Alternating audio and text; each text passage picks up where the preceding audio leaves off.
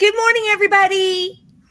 Good morning, Jenny White and Katie. Good morning. Now you have to say Jenny and Katie. Yeah, sure. Sure.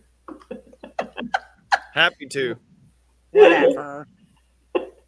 Michael, you're leaning on your elbows already. It's only 9 a.m. It's been a busy morning. Oh, that's not it. He's already exhausted by having to deal with two women. Probably so. No, never. So how was everybody else's morning? I was chasing, Denise says hi, I was chasing a dog. Mine has been good so far. Good so far. No crises. Technology's working. We're good. That's Can't the ask major for thing. anything more. My Nacho says, good morning, Jenny, Katie, and Mikey. You get an EY. Katie and I just get a Y. Yeah. Mikey usually likes it, except when we're talking about these child predators. Sorry. Like today. If you can make the problems that are making kids unsafe in Oklahoma go away, I will come to you with a much sunnier topic. Well, I tell you what, Katie, I read that last article, and it's just, I mean, it's almost like it's all just, completely on purpose and planned to keep these people, especially like what Chris Culver's doing. I mean, as an administrator at another district, how do you not just say, hey, I just don't, I think there's maybe some issues with the past here and some of the relationships. I don't really want to bring that into my district. How do these people just not say that? They just say, yeah, hey, come on in. Let's indoctrinate and go crazy with our district too. Well, it's telling about what the real objectives and ideology of the administrators are behind the scenes here. And it's telling of a lot of things. It's telling that perhaps our school boards aren't asking enough questions about contracts, about how they're spending money, and not just from a fiscal standpoint, but who that is. Is it evidence-based? Do these things work? Do these people have a track record of success? What are we trying to achieve? And that school boards are basically blanket voting. I see that a lot in school board meetings. It's they shove all these contracts into one big block and we vote on them all together, and we don't ever ask really important questions. So the other thing that I'm thinking about this particular situation is that there was a voter mandate. You cannot say there wasn't a voter mandate in November of 2022, and actually in the Republican primary in 2022 for state superintendent. So the education establishment had their candidate. They had April Grace. That's who they were running with. I would call that a false right candidate. And Ryan Walters came along and wiped the floor with their candidate and then went on to win the general election in November. It really said that the people are sick of it. They're ready for real reform. And these people are not going to run our schools anymore. Well, what do you see? They don't want to listen to what the voters have to say. Yeah. They're going to contract around it. They're going to keep this ideology around. It's going to be a battle. And that's showing, I'm really working with two different things right now, public education and Oklahoma Department of Human Services and Child Welfare Services. And you're seeing that there's policy that's so deeply entrenched in these places, and practices and contracting that's so deeply entrenched in this. And I hate to use the word, everyone hates it, but woke is the best, easiest way to describe what's going on, that we're going to have to go in with a scalpel and be relentless if parents really want to take their schools back and make them child appropriate, frankly, both agencies. You wouldn't think that you would have to make child services child appropriate, would you? So let me mention, well, and Julia points out school board members are trained by the OSSBA, and that should be stopped immediately. So again, we've still got that problem. We need to try to get that rectified next session. But then the other comment here is, don't they have to pass a background check? And I think we need to even hit that before we go on, because people are very falsely, they simply don't understand the idea of a background check. Yes, something in the last 5 years has taught me is that background checks are woefully ineffective at keeping kids safe inside government institutions, period. Here's what we see. In the case originally of Shane Mernon, who had previous child pornography charges, those don't show up on a background check. There was a plea deal in Payne County in Stillwater when he worked in Stillwater Public Schools and was caught with what a judge described as child pornography on his computer. He actually looked at him at the end of it after the plea deal and said, "You should never be around small children." In court, it's in the transcript. So that charge was plea bargained down by a paid attorney. Really, the charge of importance was dropped, and he faced only a drug possession charge for having marijuana in his home when they went to search his home, which is a misdemeanor that doesn't keep anybody from having a teacher's license, from fostering and adopting kids, from having a daycare license. So that's what's happening here, is there's a system that's giving preferential treatment to groups by identities, and that includes district attorneys, that includes court systems. They're not being prosecuted for these things, so you're never going to know. It doesn't mean that the crime didn't happen. It means that it's not in court records, and that the background checks that they use for both school systems and child welfare, people who work there and people who foster and adopt kids, are not going to catch that. Well, and I also want to point out too, because one of my frustrations in my position as mayor was that because you're required to have a background check on, let's say, police officers that you hire. Okay. Mm-hmm. So what the background check basically does is, if there's nothing in their record, okay, so if there's nothing on OSCN, if you can just go do a basic background search and there's nothing on there, they're in. So it doesn't include any allegations from a past business, an employer. It doesn't include anything. And so I don't think people understand that a background check for a teacher or anything else for that matter right now really doesn't mean much. I mean, you can basically get the same information by going, "Hey, just let me know. Have you ever been arrested?" Correct. And I've seen them lie on applications about arrest because they know that the other issue that people need to be really aware of with background check is expungements. The OSBI is in charge of expungement requests. And my experience is that they make them very liberally. I've even seen expungements that are outside of state statute. You're not supposed to be able to expunge by state law sex crimes.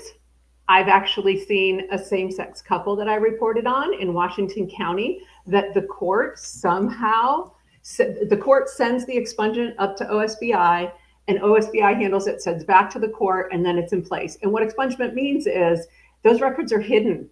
If you're an employer, you're a school, you're any of those things, those records, past arrests, all kinds of things will be hidden from you.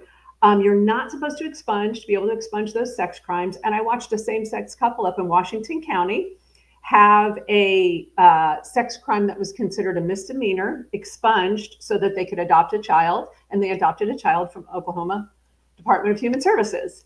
A judge signed off on that. The OSBI signed off on that. Why are we doing that? So there can be things that were even prosecuted and that someone was sentenced for that you can't see on a background check. Well, and let's point out that that baby was killed.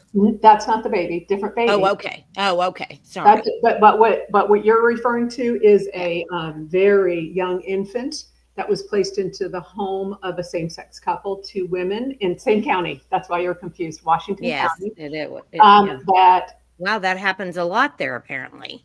Yes, and that child was murdered just months before that child was placed. Another child had an arm broken in that home.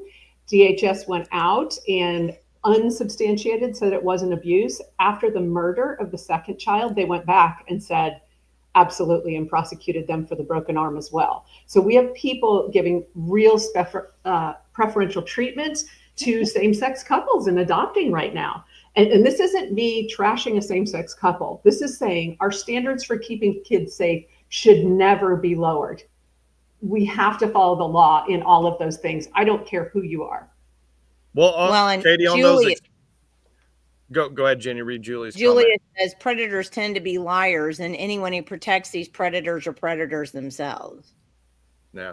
Well, what I was going to ask is, on that expungement process, is that basically a pay to play? Like they can just pay their way out of that, or are they getting like some type of treatment from a judge, or what's the driving factor of those things? What I've seen more from researching who these people are is that there's a like-mindedness of ideology. Yeah. That from the bench, there's a like-mindedness of ideology. They're connected to, the local LGBT advocacy group. These people are involved in community things together. They're essentially unaddressed conflicts of interest that no one recuses themselves from these kind of things ever anymore if they know people personally. We just have a huge problem with conflicts of interest in our judiciary.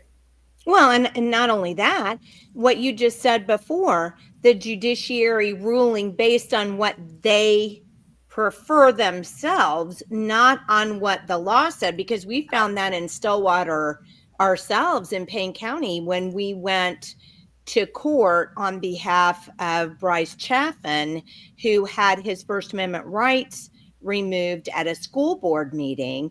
And essentially this judge said, I don't care. And then we found out later on through other people in that court system that judge did that all the time. And several attorneys actually went to that judge and said, you need to be done, or we're going to find somebody to run against you. And the guy finally retired. But I'm telling you, this is where we are right now. So justice isn't blind. It's blind and mute and dumb as well. Mm-hmm. And it's making kids really unsafe. So I want to take just a minute before we jumped into the public ed part of this story that we talked about, because I also put out an article last week. And so I can do this. I can share my own screen, can't I? Yes, you can. Woo! So this speaks to exactly what we're talking about, preferential treatment for a specific group. And in this case, within child welfare services, there were some policies that have been on the books since 2019 that I'm going to make this very simple and short. You can read the article, but it definitely was stepping all over the law, and really making kids unsafe. So if you're familiar with, let me just say this, we have Title 10A that's the state law that covers everything child welfare services through the state of Oklahoma does. And then attached to that, you're going to have administrative code, right? So these are sort of the rules that interpret the law and say how the agency should operate. Now, those also, if you look here, those are under 340 in administrative code that covers child welfare.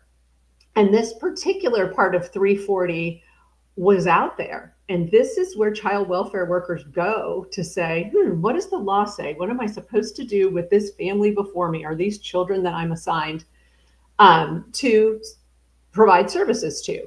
And it was saying that about gender identification and sexual orientation, that the worker is to affirm any child who identifies otherwise from their biology, and that there's to keep that confidential, which is really strange. That was directly in code. And administrative code holds the strength of law because it's been through the legislature as far as being approved. Okay. So that's pretty scary. That's been out there since 2019. And if you think about the Governor Stitt came in 2018, at the beginning of 2019, there seems to be a real disconnect about what's happening. But attached to that, if you see these two links here, this is where it gets really hairy. This linked to a guidebook. So if I'm a child welfare worker and I've got this 8-year-old that for some reason is saying, I'm not a boy, I'm a girl, I'm supposed to affirm that. And then I'm supposed to go to this guidebook. And this is what the guidebook looked like, right? And this is where I got my direction about what I'm supposed to do next. Well, there were some really scary things in this guidebook. Again, this is an attachment. This does not have the force of law. But if you're a child welfare worker, they can add these things in and you will follow them as protocol.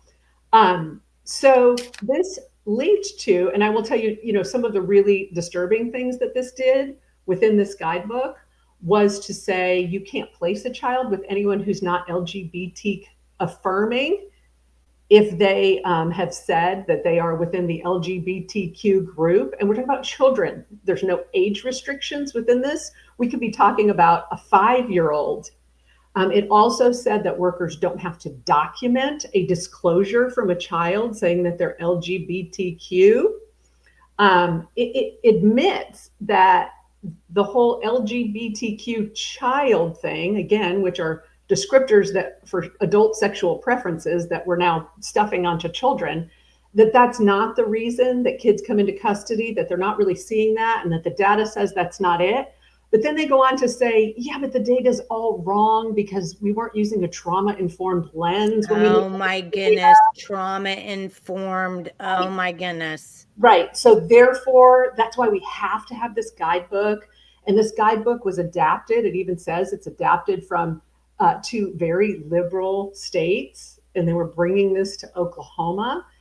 It even says, as a child welfare worker, you're encouraged to, it talks about how you can help a child to come out if you suspect a child is LGBTQ. So you have to ask, is the system creating this confusion in state custody kids? And then it says, if a parent cannot go through these hoops, jump through these things where they sign a pledge where they're willing to let the child go to affirming services and an affirming counselor, and if the parents can't show that their behavior has changed to affirm the child's new identity, then they shouldn't be back in that home, that we should be looking for a different permanency for this child. So this was some scary Marxist stuff, and it was still out there up until last week. But I can tell you that now it's gone. It's no longer attached. They've completely changed this 14.1 portion of the code. It still has a few things about identity and that kind of thing, but this is a bit of a victory. And it's a bit of a lesson that we're going to have to call out and dig through everything as far as dangerous policy that's putting families at risk. I mean, you think about it, if they can get your child to whisper the wrong child welfare worker, and we know inside our state agencies, they become increasingly progressive, and then they hire other people that are like-minded, and we have people at the very top of the chain who agree with this kind of policy.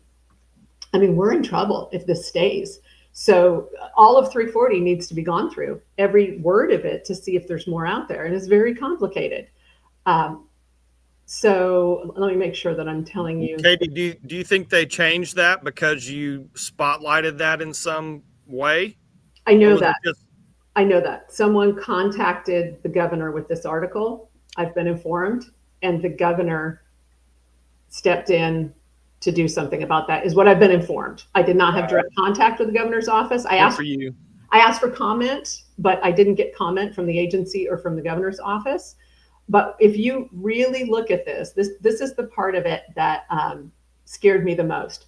You know, to get your child back from the state in state custody, you had to, under this policy, have family therapy with an LGBT knowledgeable affirming. Oh, nuh-uh. You had to agree. This is what they're telling the worker, what plan of action to take. Agree to let your youth attend the GLA, Gay Straight Alliance meetings, or other community supports. They'll have them contact PFLAG. And I've reported even on PFLAG. So you've got to know a little bit about PFLAG. PFLAG is Parents, Friends, and Families of Lesbian and Gays. Yeah. PFLAG was pushing the books you were fighting in libraries. Oh, yes. At the time. And PFLAG, oh, yes. Oklahoma trans plus non-binary youth had their own page on PFLAG. So there's some connection with our state government and PFLAG.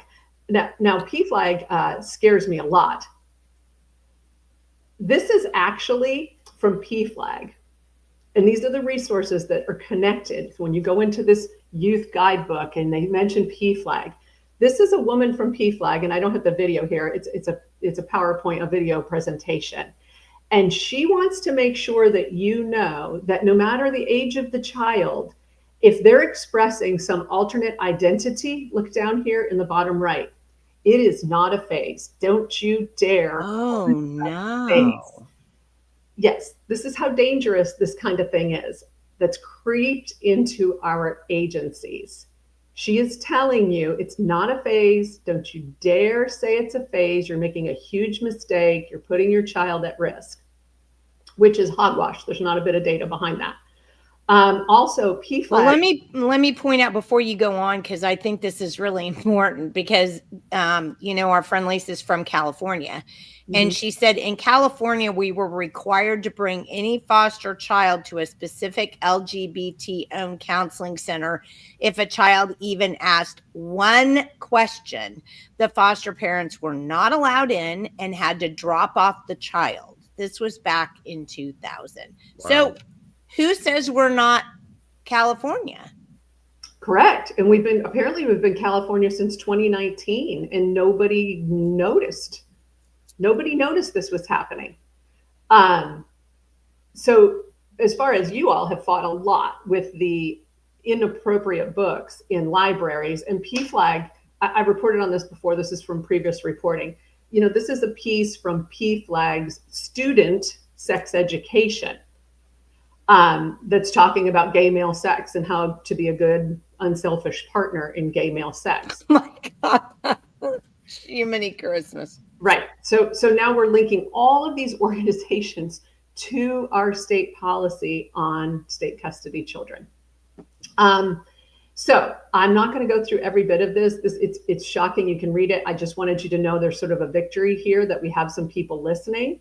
But I do want to bring up again, since we're seeing this just huge preferential treatment for the LGBT folks within child welfare, that we're still on this Lincoln Lockman story that we talked about before. This is the boy that was placed with two men, one of whom twice arrested, once indicted pedophile. We're learning more and more and more, even though DHS will not be open with the records. Even legislators are hitting a huge resistance. They're no longer able to just get the files as requested. So we've got some serious stonewalling going on here that we're not, I do want the Lockmans and everyone to know we're not letting it go. This child is in Kansas with the remaining parent, and there's reason to believe that he was aware of abuse. We know that there were quite a few boys going through the home as foster children here in Oklahoma. We don't know what the investigations were after the man on the left committed suicide after his indictment, but we have zero action on behalf of the Oklahoma Department of Human Services to back up and say there were huge mistakes made in this case from the very beginning, from unlawfully taking this child from his parents at the hospital and letting this happen. This child will be 5 at the end of the year. Gosh. He is out there and we're not letting go. So I want that message known. I mean, this will be a legal battle. So I do want to, hang on, I want to share. Let me do this. I want to share this with you. Share screen, and I want this. Okay. This is a fundraiser on GoFundMe that was just opened to help the Lockmans raise money for legal funds. This agency is not apparently going to do the right thing for the right reasons, despite the evidence. So we're going to keep reporting, and anyone who would feel led to donate to help the Lockmans hire a lawyer to bring Lincoln home, you can find this on GoFundMe. And that's the name of it, Legal Fund to Bring Lincoln Home. Just go to GoFundMe.com and type that in. So I wanted to get that in there. Just thoughts and prayers for the Lockmans, because this is a long, hard fought battle. And that is them with Lincoln during their visitation, which we know that all the great steps they made in the first 8-9 months of this case were never reported to the court. Never. And they made them start over again, and they crushed them. So we're going to keep fighting for them. Good. And Katie, just to kind of put a spotlight on some people, the governor could obviously do something about this, correct? Yes, he could. He could order the director of DHS to take action to work with Kansas to start the investigation to bring this child home. And Attorney General Drummond, who's going to be running for governor, is there something he could do right now to help them?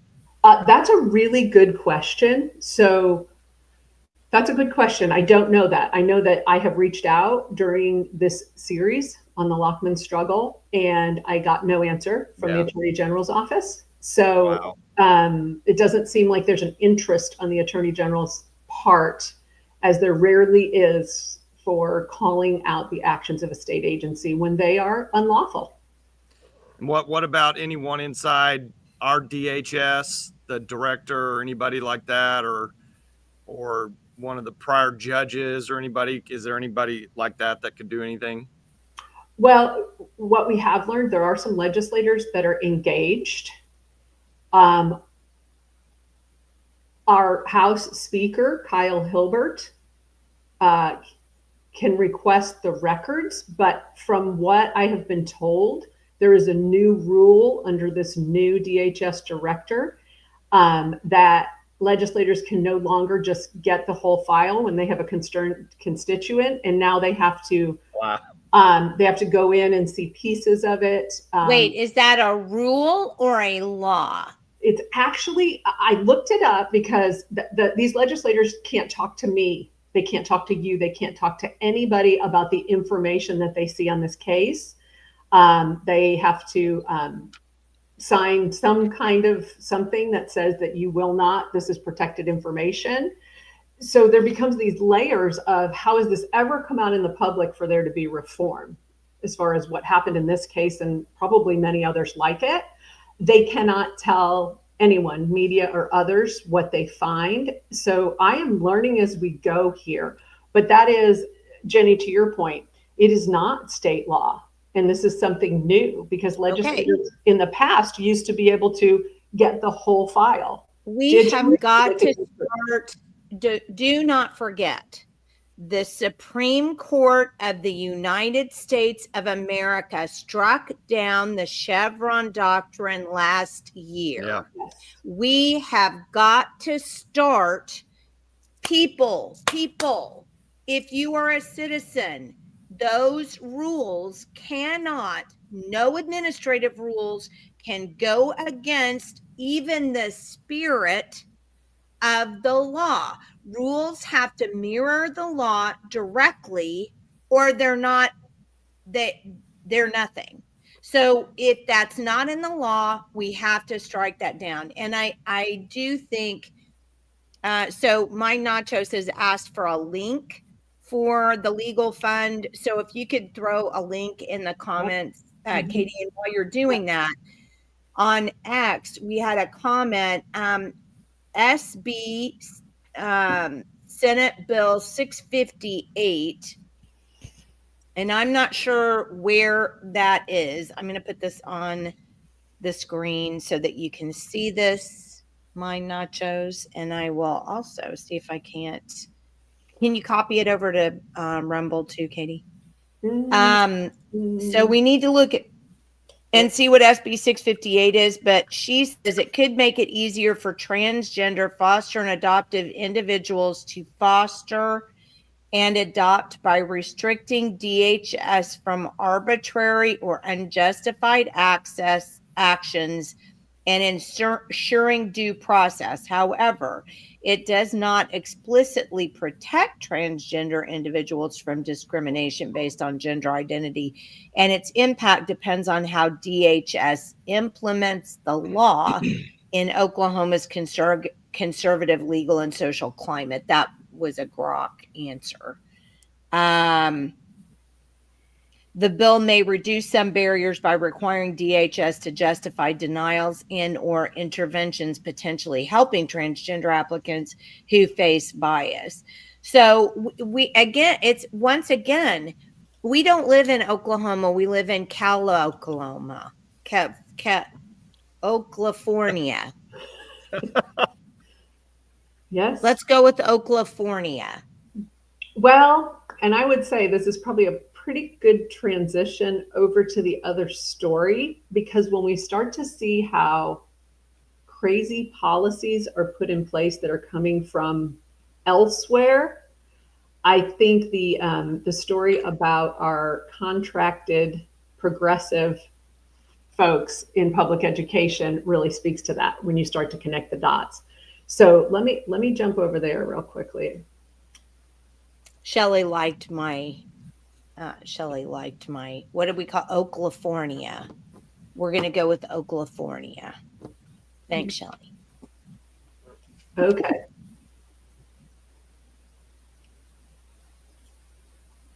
There we go. Okay, so let's talk about this.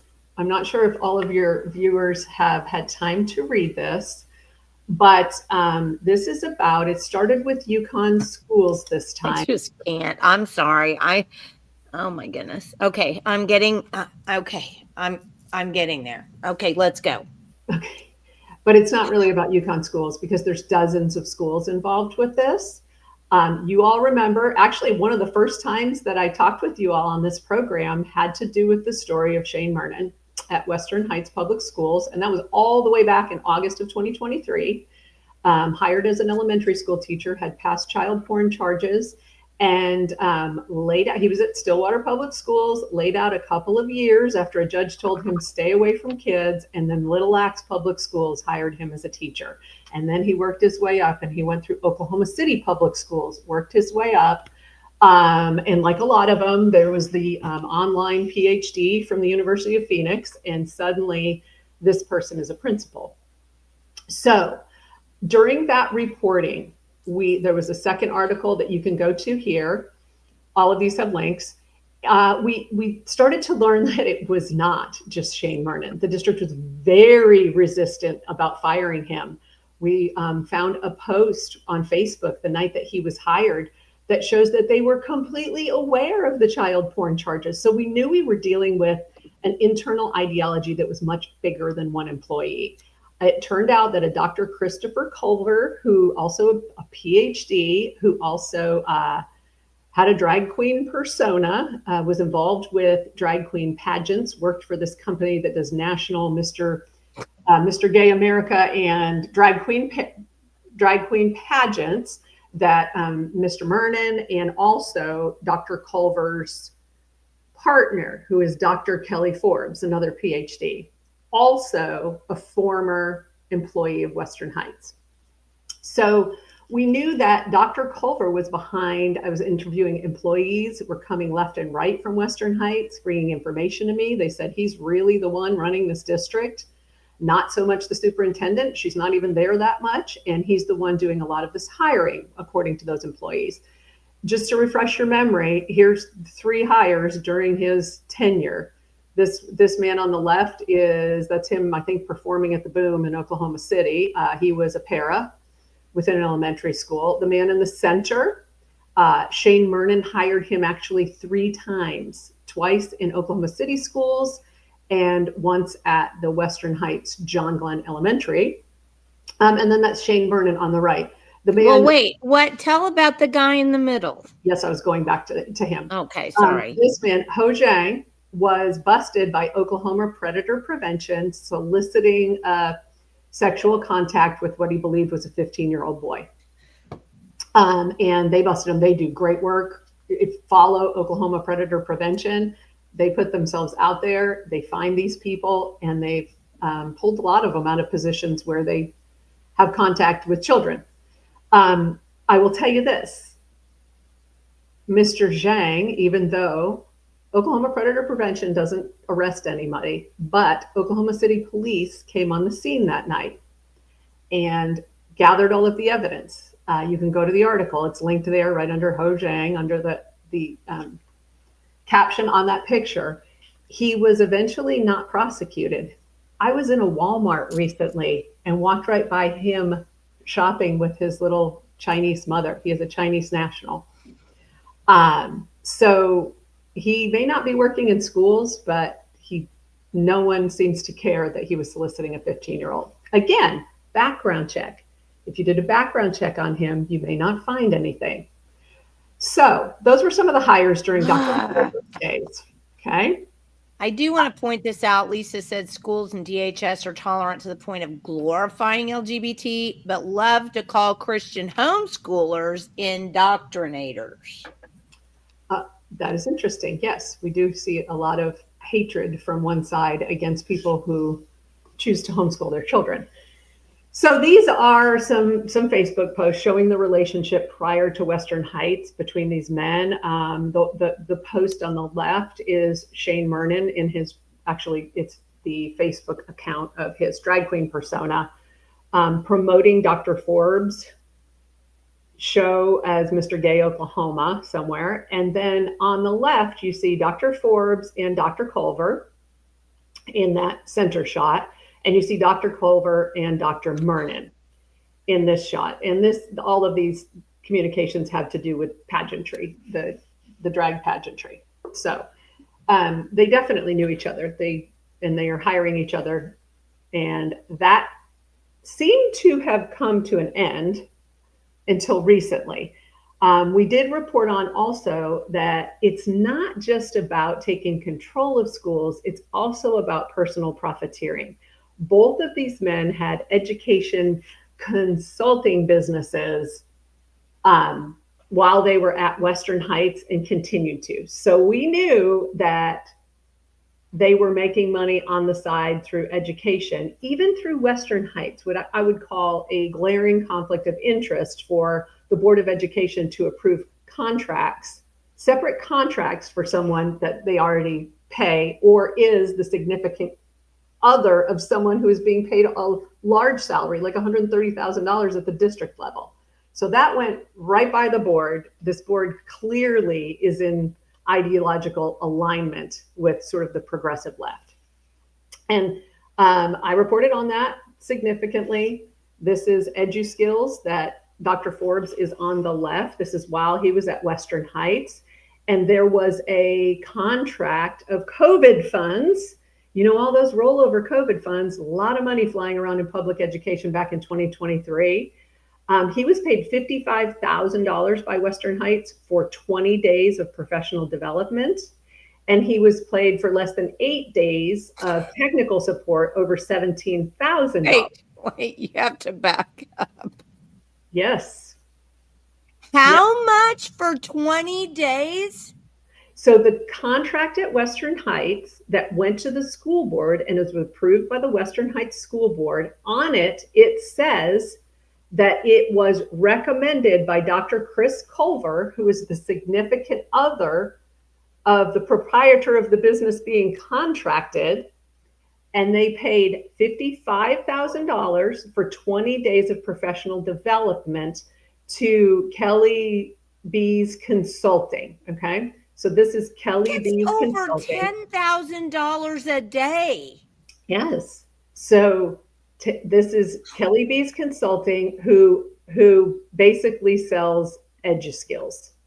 So they're consultants. It's a little bit of an education Ponzi scheme of EduSkills, which is a curriculum. Okay. And it says that it increases student achievement, maximizes use of the EduSkills platform, and it's about ELL, English language learning. Okay. So, by the way, Western Heights did not do well with English language learners making progress. So, but yes. So, But they paid a consultant over $10,000 a day. Well, a week. It's like $27.50 a day. Right, exactly. So for the 13,000 a week. Yep, 7.8 days of technical support was over 17,000, and then the second contract was 20 days of professional development. So that's working with teachers, teaching teachers how to do their job, of 55,000. And this is, again, I want to say it out loud.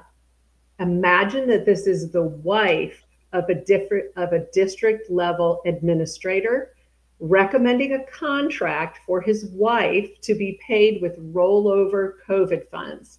Do you think that a school board would approve that or should approve that? I'm sure they would, but they shouldn't. Right. So this was back then. There was quite a fight between the State Department of Education, by then under Ryan Walters, about Mernon's employment, about Culver's employment, and eventually, after some kind of negotiations, these folks were pushed out of Western Heights, no longer on salary. Okay, so fast forward to 2025. Convocations. Were you aware that convocations are a regular thing with going back to school? Did you have those when you went back to school as a kid? No. So perhaps I should talk for a second about what convocations are. The big districts, this is a huge trend that's been growing over recent years, and it's a pricey trend. Let me see if I can make this even bigger for you. Convocations are these big jazzed up pep rallies for teachers during that non-instructional time when teachers come. They're on taxpayer salary, they're setting up their classroom, there's teacher breakfast, there's those kind of things. But this is the big rock star concert. We're setting the culture for the year. And we see them all over these big districts. In the last 5 years, they've sort of exploded. So you see here on the left, this is UConn has a post about their big convocation. This is Norman has one about theirs. Edmond Public Schools has basically turned it into a convention with tables. You can get a table to come hawk your stuff to teachers, or for the teachers unions to come drum up membership from the teachers. So that's interesting. And then Middale Schools, this is them. All the teachers get lots of free giveaways. It's often the Chamber of Commerce who is funding the giveaways for teachers.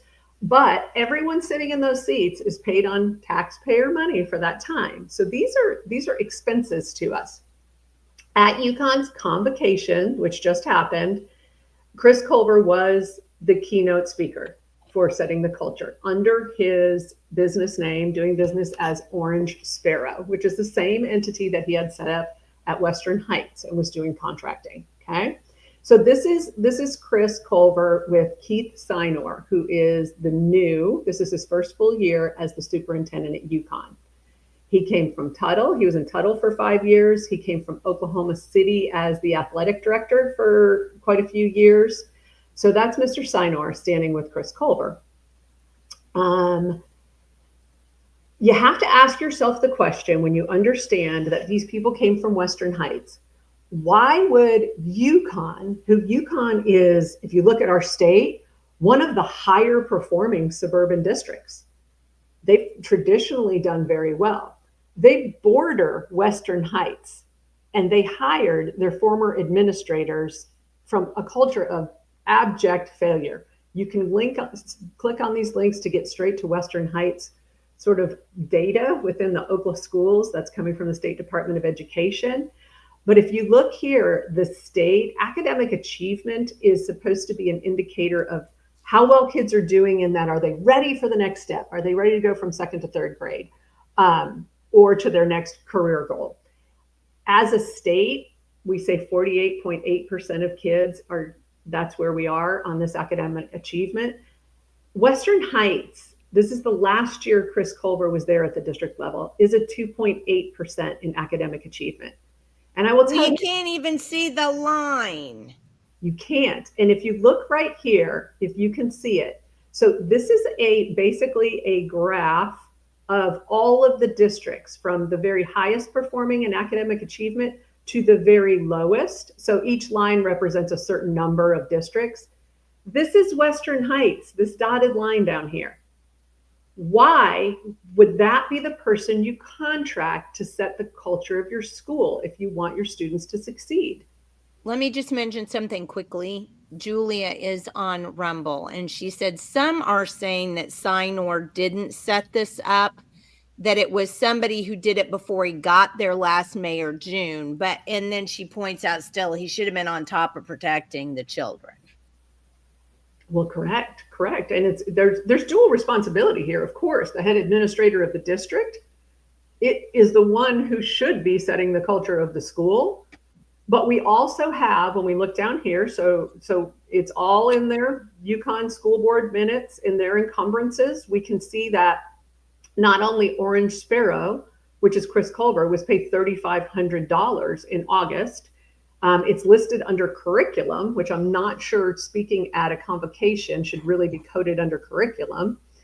But also the very next line is his significant others, Kelly V's Consulting, was paid $9,000 in August for professional training services under Title III. That's English language learner stuff. So the school board approved this.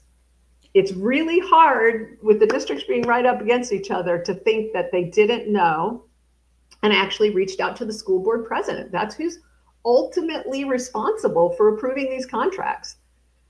The superintendent can bring anything they want, but without the school board's approval, not a dollar is spent. That person, hang on, don't get seasick while I do this. That is Jeff Bamer, something like that. I reached out to him and gave him a long time to respond about what's up with these contracts. And he failed to respond. So it's kind of difficult to hold the school board. Only parents can hold the school board accountable. So I want to ask you, I think you touched on it a second ago, but I really want you to make a bigger deal about it. Mm-hmm. How come all these guys are doctors, PhDs? Where's this PhD thing? It's not a PhD in drag, right? It's actually a PhD in something? A lot of times it's educational leadership, things of that nature. Both of these gentlemen who are contracted by UConn Public Schools have on their resume that they also teach at the collegiate level here locally. So that they are adjunct professors at local institutions of higher learning. So the so-called considered experts at our colleges and universities in Oklahoma City on education are pretty steeped in this ideology. But you do see a lot, not here, but you do see a lot. Dr. Mernan's, his did come from, I believe, the University of Phoenix online. I did an interview with an Oklahoma City public schools teacher who said that there were a group of them that were giving each other jobs that kept them out of the classroom, and they were working on their PhD during school time behind closed doors and sharing information and sharing work. So that was an interesting interview. I don't think PhD in this area is what PhDs of 20 years ago looked like, because a PhD is a very research-based degree. And the research we're seeing, if the science of kindness is your research for your PhD, I'm not sure how useful that is. Does anybody remember a phrase? It's just a little 2-word phrase called moral turpitude. Yes, that's actually the phrase that Superintendent Ryan Walters quoted regularly and worked into the new rules at the State Department of Education that were such a controversy that Gentner Drummond said they had to go through the legislature, which never had before. Yes, he worked moral turpitude into those, and that was his grounds publicly saying that Shane Vernon should not be working at that school. So let's point that out. So moral turpitude essentially is valid if you're in a position in which what you're doing is inconsistent. So again, I don't care if you dress in drag. I don't care what you do. Do you. Don't do it around children. That gives you how many other millions of job ideas for you to do that don't have to be around children. But there's a moral turpitude issue if you're going to do drag. That one picture where the guy has no pants on, he's trying to remove some kind of bra thing that looks like this person is in our classrooms with children. If we've come to the point that we're so tolerant that we don't see a problem with that, we need some kind of celestial brainwashing, and I mean like washing the brain area with some kind of something, because that's not okay. It's just simply not. It would be like putting an alcoholic in charge of the alcohol, tobacco, and firearms. Well, and I would go one step further. You're saying to be around children in the classroom. In this case at Western Heights, that gentleman was running an elementary school. He was in charge. Okay, then I'm going to broaden it. Anywhere around children. Do what you want, but if this is what you want to do, you may not have a job around children.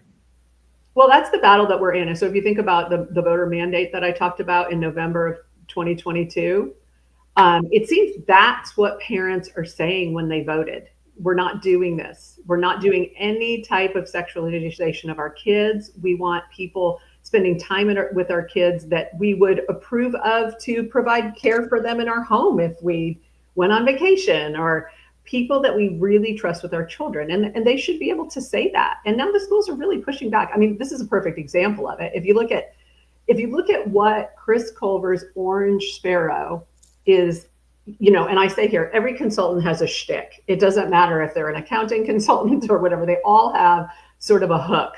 And his hook is this culture of kindness. And he talks about the science of kindness. But the thing about it is that he takes it and he applies it not just to kids, he applies it to adults. We must always be kind. When we must be sure to be kind is in the most difficult moments. And it's scary because it takes away any accountability for behaviors that shouldn't be tolerated in the classroom, whether it's from the adults or the children. And that's something that we've seen pretty consistently from the progressive left. You must accept everything. And that's where we've fallen into a really unsafe place in schools. And it's why schools have been unable to exit the predators from their midst. They trust them. They stick up for them when children come out and say, this is happening to me, or so-and-so inappropriately touched me. They relabel things as, instead of child sex crimes, they're inappropriate relationships, like whoops. It's not, it's a felony. So we've gotten into this thing where we can't really call things out. And while I'm sure that these performances that are happening at these convocations at other times are very uplifting for teachers, in the moment, the long-term consequences of this, as one teacher that I interviewed from Western Heights said, his philosophy, it also goes along with the hope rooms, the trauma-informed care. She described it as causing utter chaos in her classroom. She said, the kid throws a chair at me. We have to call administrators. Administrators come down and they take them to the hope room. Then we watch them. She said, literally out my door, I could see that same kid walking up and down the hallway with the administrator with a lollipop in his mouth. Then he comes back. We start math. He becomes dysregulated again and he throws another chair. She said it was so unsafe that students could never settle down after those events to be able to learn, which is, that's what we would do. It's like the near miss car wreck where then you don't remember the next 10 miles that you're driving because all that cortisol hits your brain and no one in the classroom can think. So that's sort of where we're going. It sounds great to be kind to everybody, but good teachers are calling it out and saying it's what's led to the elimination of discipline. So let me mention a couple of things. People can be completely immoral and unethical, but you just have to be nice and accept it. I mean, it's what a double standard. I mean, it's like a slap in your face. So Julia said, no, Jenny, if you're a man dressing like a woman, you have a mental issue, and those people don't need to be in the classrooms. When did consulting firms become necessary to teach children? Consulting firms are used in a lot of government nowadays. They sure seem to be like a money laundering scheme. And there's one here that's a big one that we haven't gotten to yet that is super important, I think. Catherine Ann said, I know it's past the point now, but I never heard back from the AG about missing Lincoln either. Can we find one constituent that's received a response from the AG's office? Do they ever respond to anybody? Not the AG's office and not the governor's office, honestly. And the DHS director has not responded to me either. And that's Catherine Ann. Thank you so much for advocating on behalf of the Lockmans. And if anyone else did and hasn't heard back, I'd really love if they would put it in the comments or email me at the publication. Every article has my email at the bottom. To be able to track that, I think is pretty powerful. That's a great point. Robert said PhD in underwater basket weaving. Yes, it's called reading the Bible. And then Lisa goes on to say they're so against teachers even mentioning God or the Bible, but kind when it comes to drag queens or homosexuality. Mm-hmm. And if you I can't wait to have surgery or fly on a plane with someone who has a degree in pretty good. That is pretty good. Okay, so this is from Orange Sparrow's social media where they're talking about people's strengths at all times instead of their weaknesses. I'm not sure that's, and look, kindness is huge. We all agree on that. We want to be kind people. We want to be kind to one another, but it strips away our instinctive protectiveness if we can't ever call out that someone's doing something they shouldn't around children.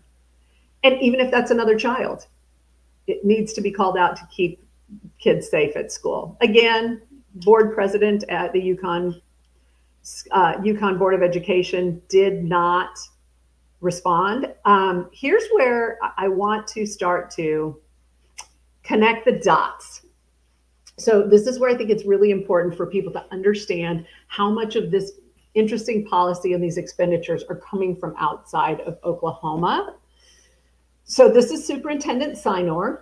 He, again, I told you, came from Tuttle through Oklahoma City, first year at UConn. This is him giving a speech here recently where he's talking about how success is not defined or is not determined by outcomes, which I found really interesting. Because, yes. Then by what is success defined? I'm not sure. We'll have to listen to the rest of that speech on our personal time. But so I want to tell you a little bit about him, because when we start to connect these dots, Keith Sinor was in Tuttle, okay? And he's recently sort of come on the scene as one of the big education establishment voices, coming out against Superintendent Walter's reform efforts. There was on KOCO recently a superintendent's town hall where a number of these extremely highly paid administrators talked about how they weren't included in the social studies standards. They talked about the new bell-to-bell no phones thing. They talked about, and they were all really going after Superintendent Walters with every point. If you were, if this was a high school English exercise where you had to find the main idea, that town hall was the next effort or attack against Walters. So if you have time, go listen to it. It's very interesting. But Sinor was within that group. He actually worked hand in glove with Chad Richardson from Paycom. When he was in Tuttle, went to him and asked for funding to build an $18 million football stadium in Tuttle. And if you recall, Chad Richardson, who is the founder and CEO of Paycom, which is here, headquartered here in Oklahoma City, he, once he became a billionaire, joined the Giving Pledge with Warren Buffett and Bill Gates, and suddenly became extremely politically progressive. He had letters out during the COVID shutdown, these public letters to Governor Stitt saying you're not closing enough things like service businesses and schools. You need to do more masking. He even donated $1 million during that time to Oklahoma City public schools for distance learning. We want to keep kids at home. So just knowing that that ties there to the funding in his past position is cause for concern. Then I also wrote an article not too long ago, just in March, that Sinor, talking about how Governor Stitt and some of our legislators serve on this SREB, which is the Board of Control for Southern Regional Education. This is an NGO that I found was funded with USAID money, and the whole point of it is to override the voters of conservative states and to push progressive education policy through these folks who serve on their boards. Sinor is one of those folks. So he served with Adam Pugh, Jennifer Monies, Chad Caldwell, Governor Stitt on this board of control. They don't call it that anymore, but that's what it was formed as many, many years ago. Caldwell, who he served with on SREB, was the principal House author of Senate Bill 224. So stay with me here because we're connecting dots. So Sinor is spending time with these folks that were behind Senate Bill 224. And just to refresh everybody's memory, that was the massive education workforce database bill that was pushed by the Chamber of Commerce. It was pushed by the state agency OEQA, Oklahoma Education Quality and Accountability. And it was going to grab all of our data from preschool all the way through our careers, because they just have to have all of that data on Oklahomans to be able to fix anything. It was incredibly intrusive. You all know it was a massive fight. It was the unkillable bill in the legislature. That it actually got voted down 3 separate times and managed to come back from the dead each time. And what does that say to you? That a bill got an extra vote. Oh, somebody wants it passed, right? Mm-hmm. It was the biggie from the last session. So Sinor is serving with these folks who are putting this kind of legislation up.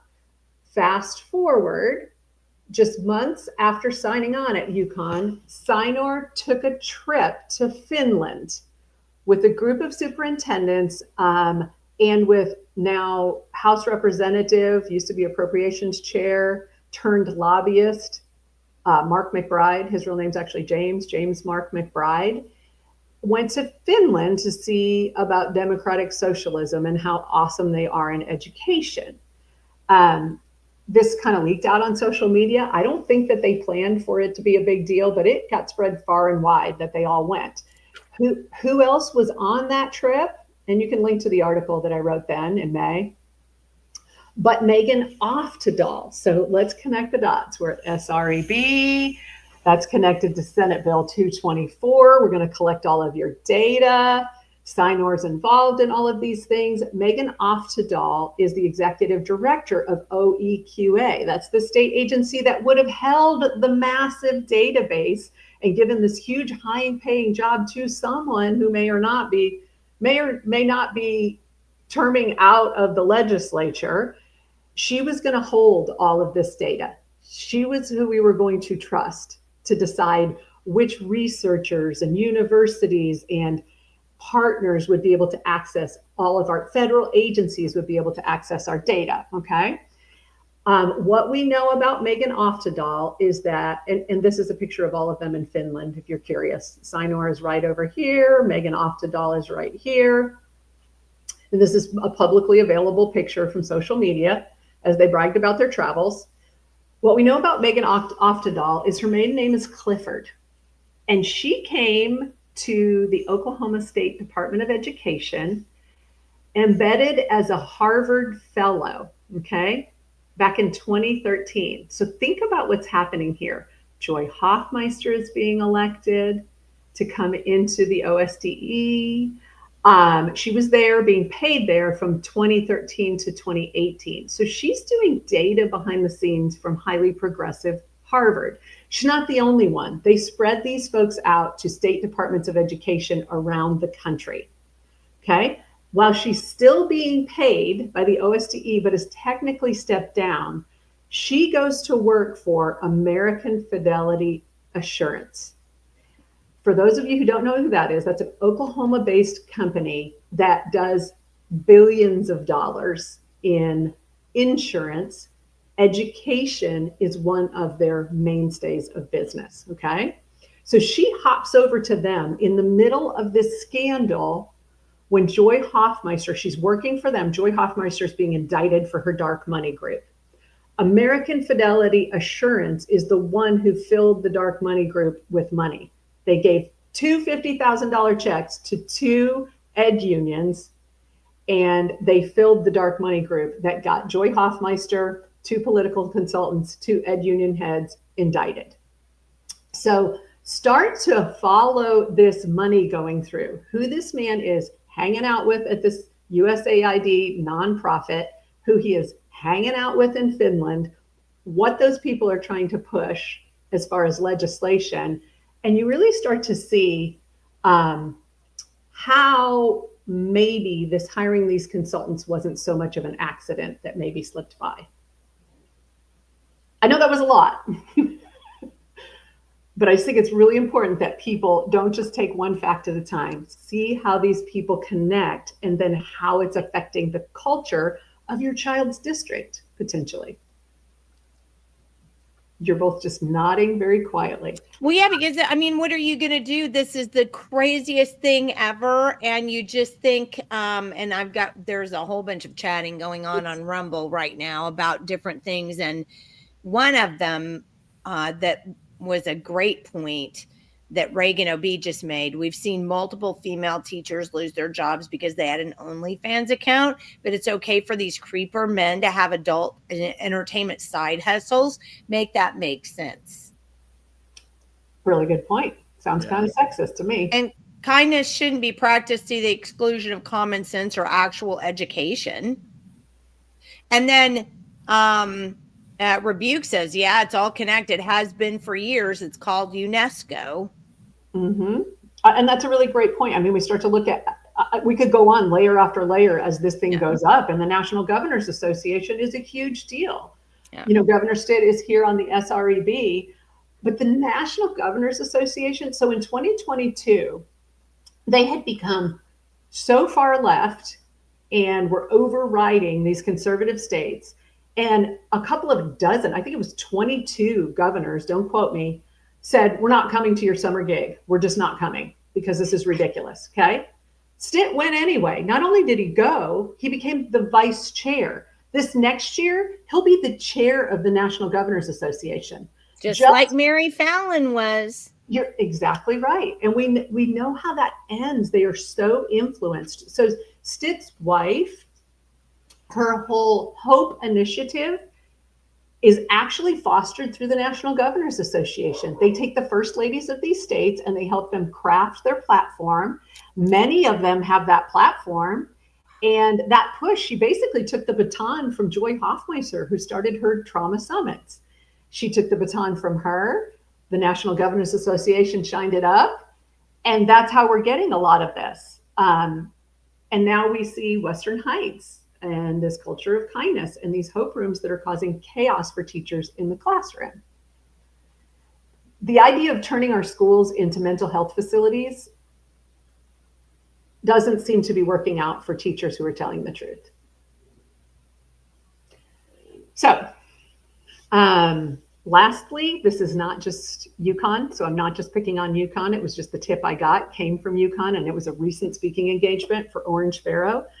But all of these districts and Edmond, Mustang, Putnam City, Newcastle, El Reno, McCord, Newkirk, Watauga, Okmulgee, Oakdale, Oologah, Talala, which I didn't even know was a district, Springer, Sequoia, and even the Canadian Valley Technology Center have all given taxpayer funding to Orange Sparrow. And then if you take a look at Kelly B's Consulting, I can confirm that Yukon, Oklahoma City, and McAllister have also paid Dr. Forbes for services. There could be many others. I have not checked the minutes of every school board in the state, but this is not a one-off.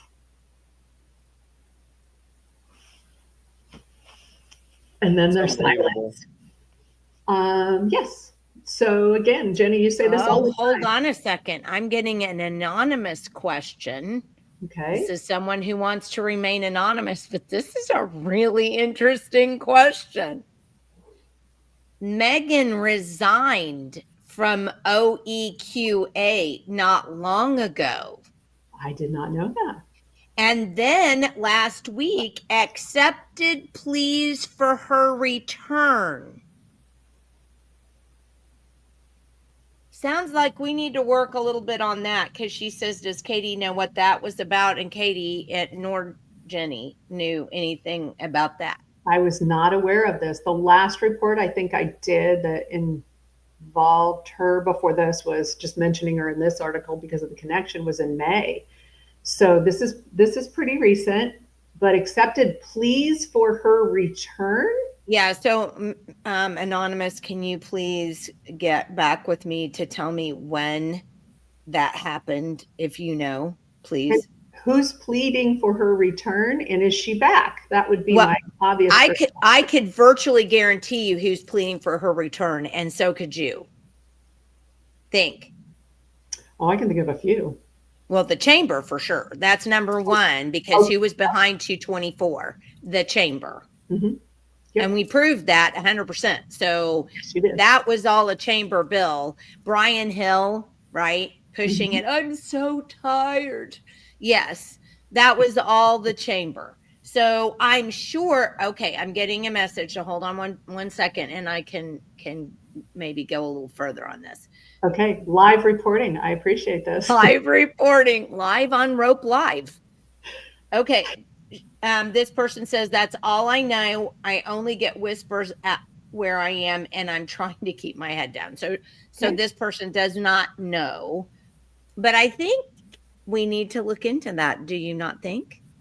Yes, definitely. We'll be looking into that. I do flash back to when Senate Bill 224 was being vetted in committees.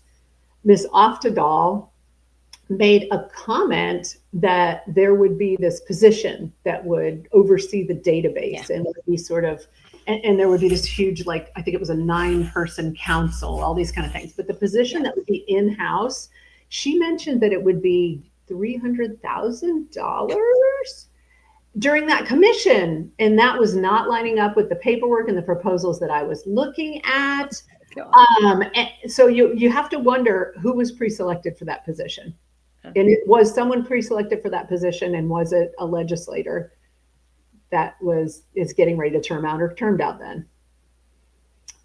I don't know, but I think we could go through OHMS to figure that out.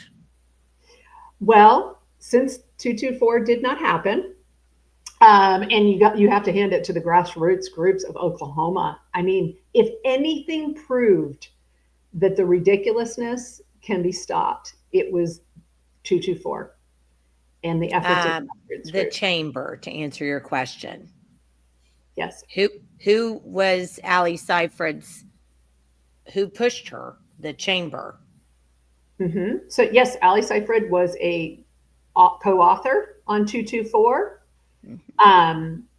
I can tell you, Seyfried she's young, so we don't have huge track record on her as far as watching things, but I can tell you that she is on the Senate Education Committee, which is interesting given that she's very young.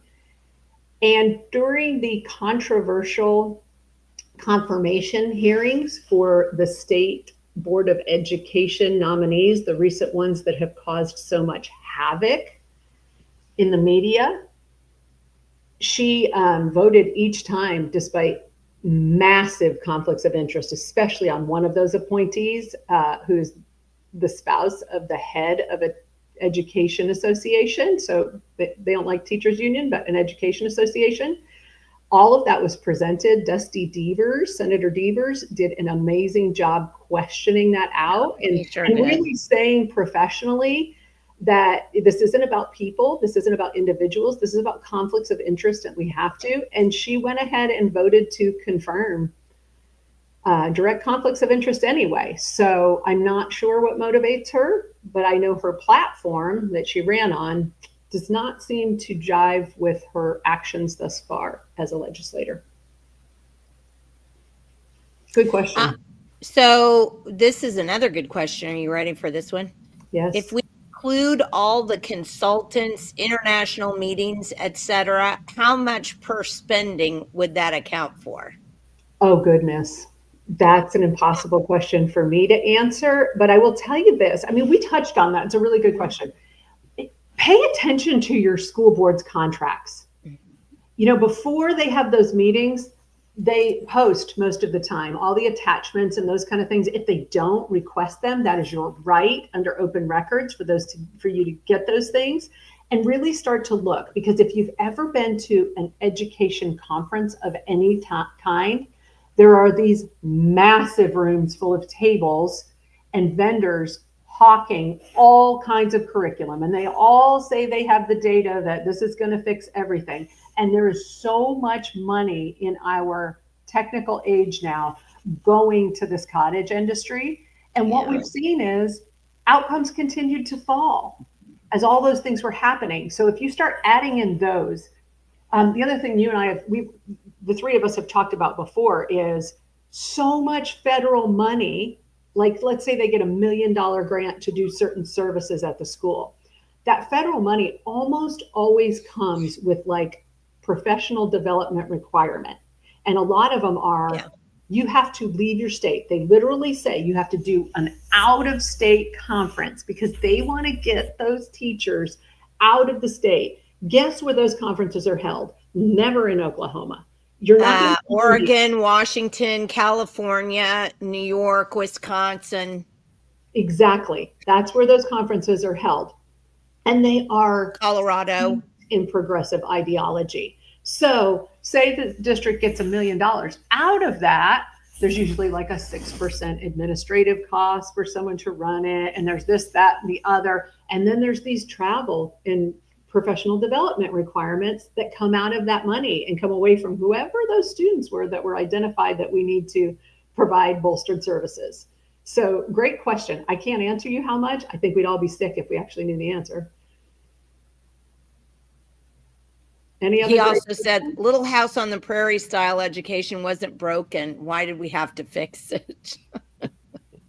Well, the data throughout this country's education history would probably prove him right.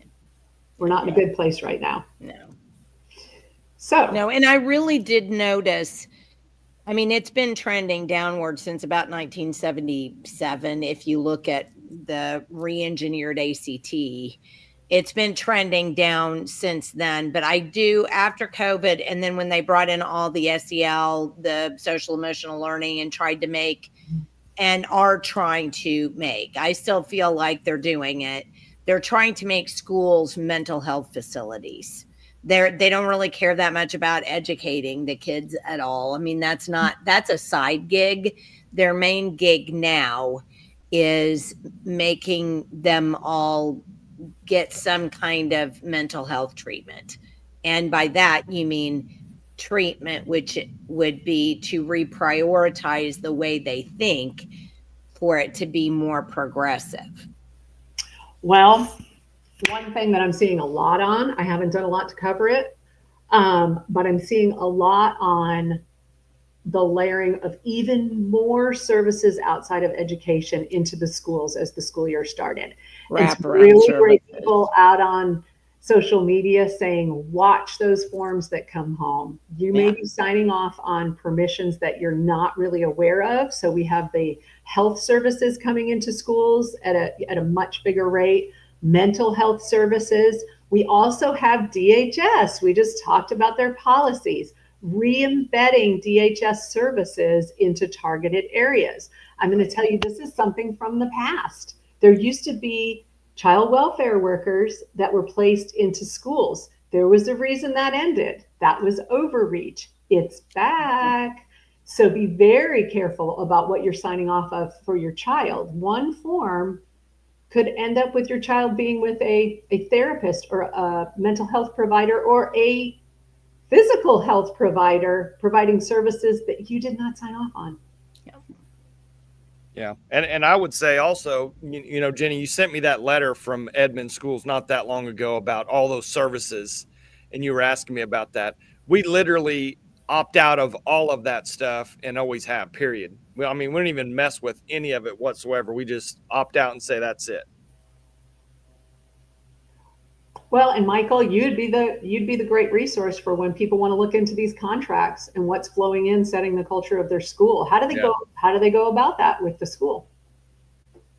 Yeah, we literally just call up there and say we're not doing it, and then they ultimately say, okay, send us an email, and that's it. That's literally the process.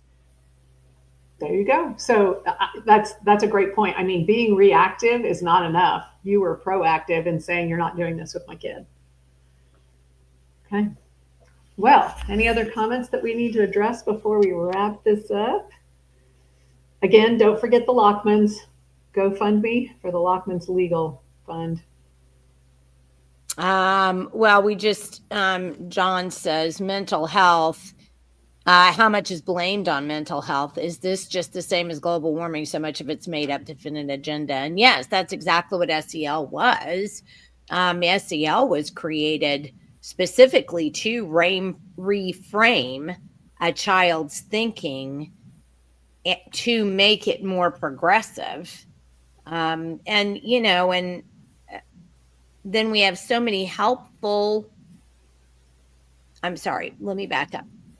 Helpful legislators who just fight Walter's tooth and nail, you know, over the things that actually were the reason why he was elected, which was to get rid of so much of the actual garbage that's taken over and taken a hold of education to the point where we just don't even get it anymore. I mean, I have teachers who tell me things every once in a while, and it's one of them contacted me the other day and said, well, this is it. I mean, I've tried, but we're now going to get out and try to create our own school, make our own school, because this is ridiculous. It's just gotten ridiculous.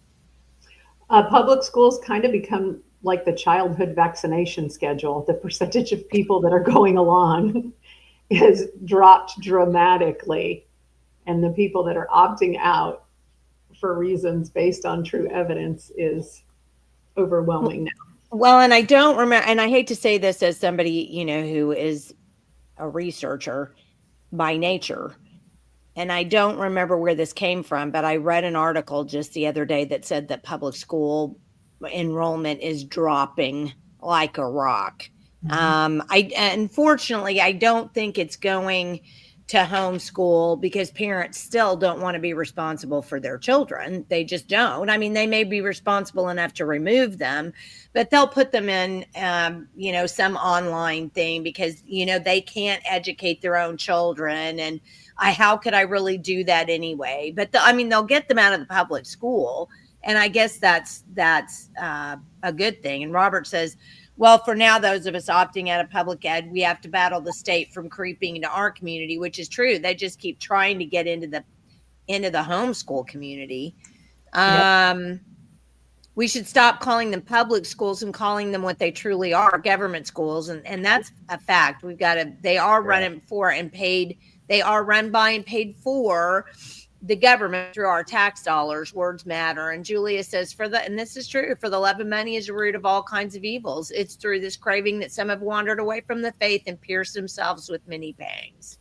Well, and that's, you know, along that line right there, I was getting ready to ask you too. Both of you, I mean, at some point, maybe this turnover in school was maybe financially motivated? I mean, do you think now it's literally just an attack on Christianity and kind of the Christian moral value system more than the money side of it? Katie? Me? Yeah. There's definitely an element of that. I will tell you that I covered a pride event in a rural town this weekend. And went, as I always do, respectfully went to everyone as a journalist and interviewed everyone from every side that I could. And the spiritual battle is there. There were protesters there, street preachers there, and the battle was very much spiritual from both sides. So you think about it, and that's the case of a rural community that did not sort of invite this and would never have had this event, has this coming in from outside organizations. So it's almost an analogy for public education. It's really interesting to me that there are so many people at the top of public education in these really progressive districts that don't have children. The non-reproducers seem to be taking over, and you look at the collegiate level in education and you see the same thing. It is, I can imagine for a homeschooler, it's a scary thing. I don't think it would be a bad idea for homeschool parents to be on public school boards in their communities. I guess you don't remember the day that there was a woman who was a homeschooling parent who attempted to get on the board of Oklahoma City Public Schools because she actually lived in the district. Right? They eviscerated that woman.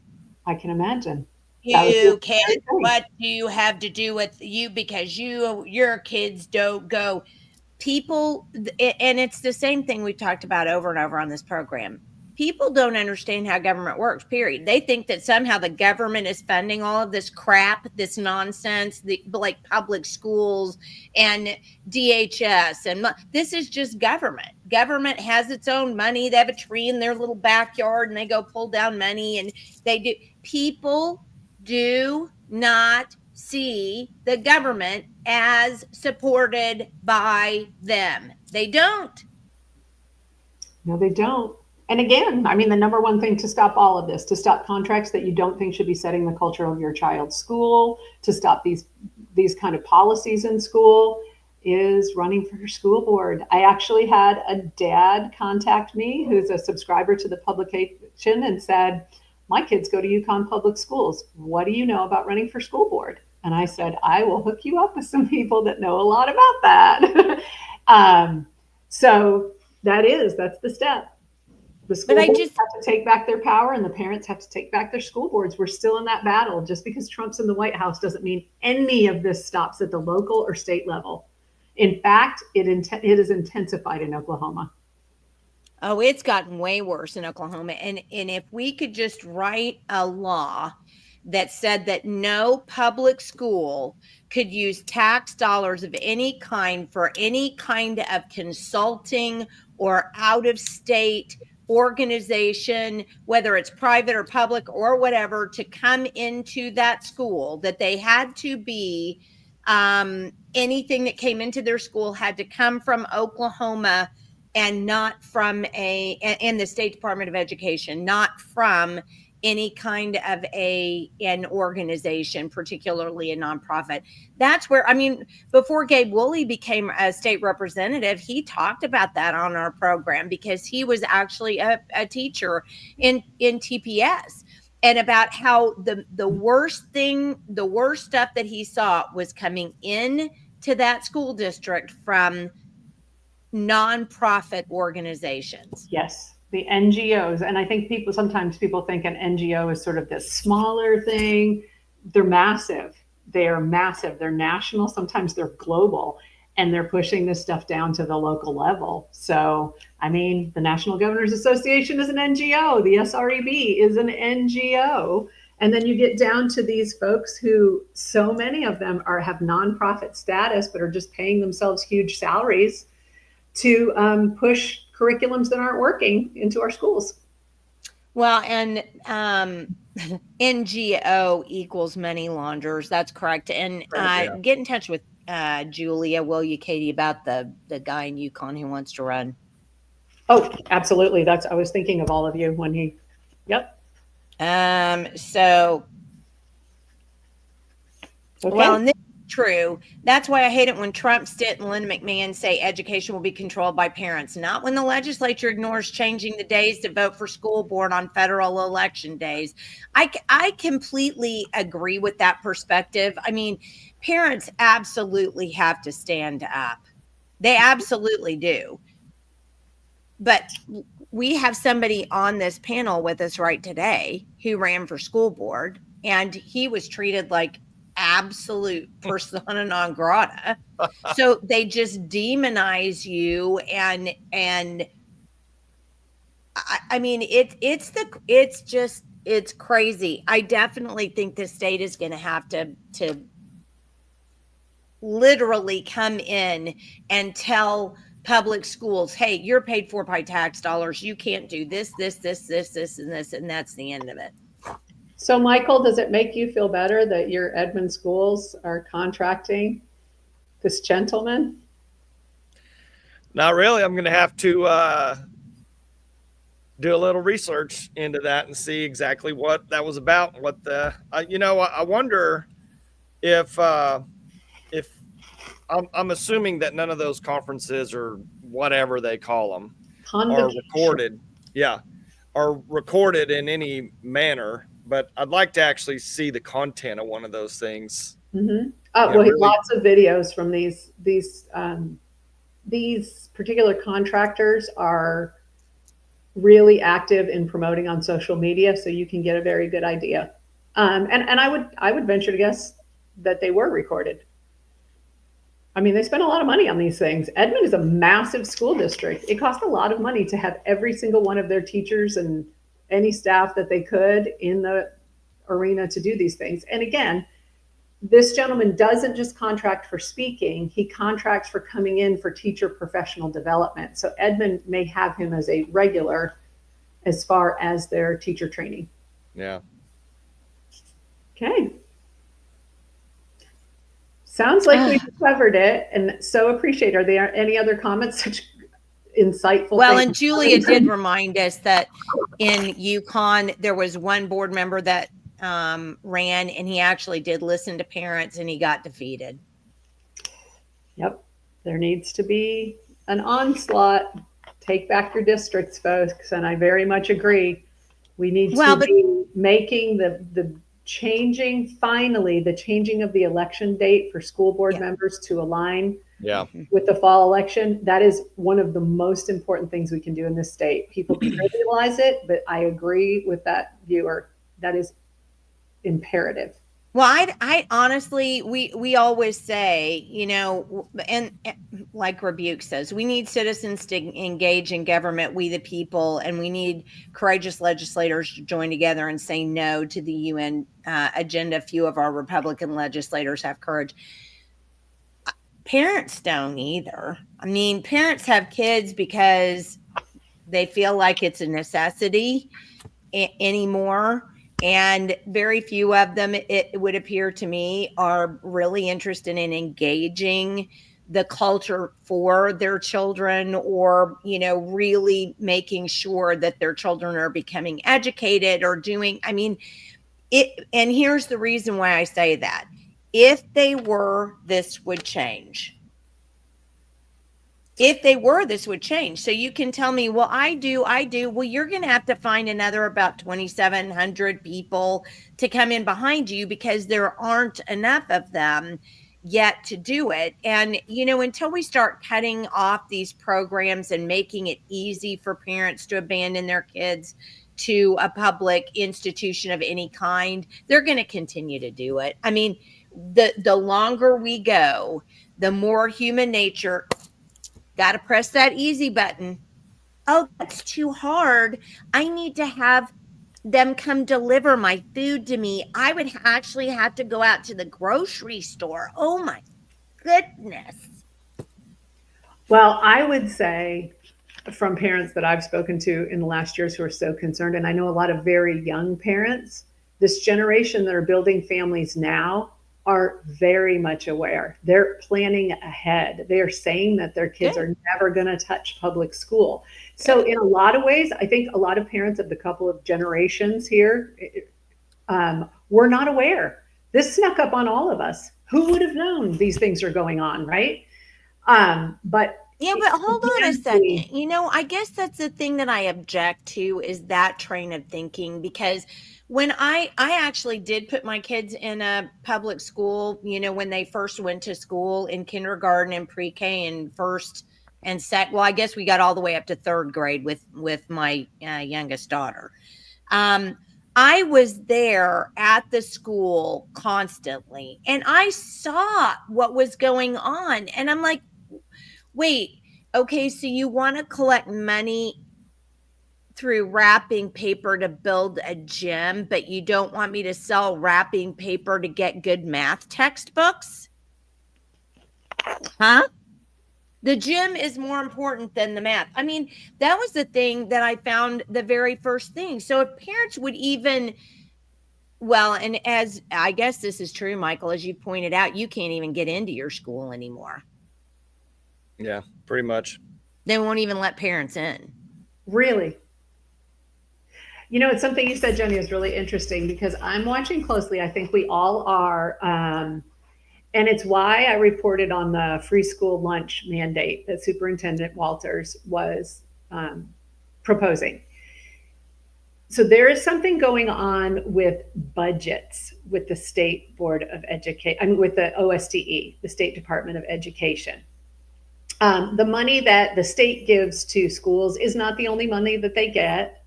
There's federal money, there's other money coming in, there's foundation money, there's money coming in from other places.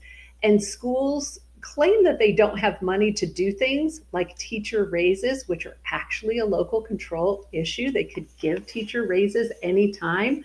The $12,000 or whatever they spent on these two gentlemen at UConn could have given a $12,000 raise to the best teacher at their junior high, right?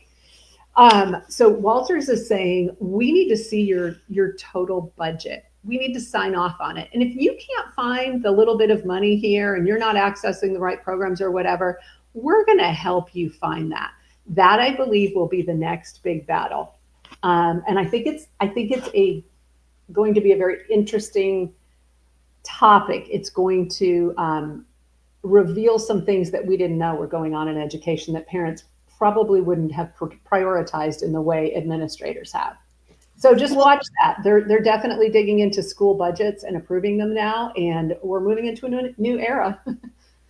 Well, that's actually a pretty good deal because you would think that that would happen after Cindy Bird did the TPS audit and found out where people were just making stuff up actually to put on the budget in order to get people paid. So, I mean, this is so,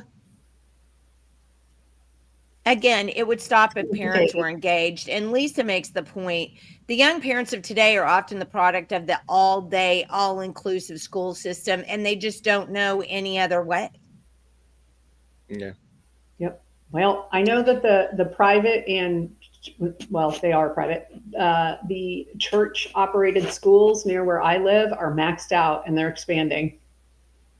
So people are opting out of the public school systems. Well, and I'm glad to hear that. Julia says this, our good school board member was elected during COVID when parents were mad about their kids staying home. But then they didn't show up to reelect the guy. Yep. Move those election dates. It's a biggie. All right. Well, do we have anything else? Nope. Those were my two big topics for the day, but I'll be back with you next week because you will be traveling. I will be. And you are going to be the woman. Actually, Michael's going to be the man. I'm going to be the sidekick next week. So we will see you on Wednesday and Friday. I will tell you on Friday, a gentleman named Daryl Doherty, who has put up maybe the greatest legal battle against child welfare services here. His story is unfolding. Even this last week has been shocking. He's going to come on and tell us about his journey with the Oklahoma Department of Human Services. And it's a story unlike any I've heard. He has the documentation to back it up. Golly. Well, I'm glad you've got him on Friday. We're having Stephanie Savage come on, and Stephanie Savage is actually a friend of mine from homeschooling years, but she is the state coordinator for something called Teen Pact. And I really do want people to be on Friday to hear about this particular organization, because what kids in school are getting about civic government is all BS. It's all, iCivics and all this stuff that are just teaching them to be activists, but don't teach them how the process actually works and why it's set up the way it works. That's not Teen Pact.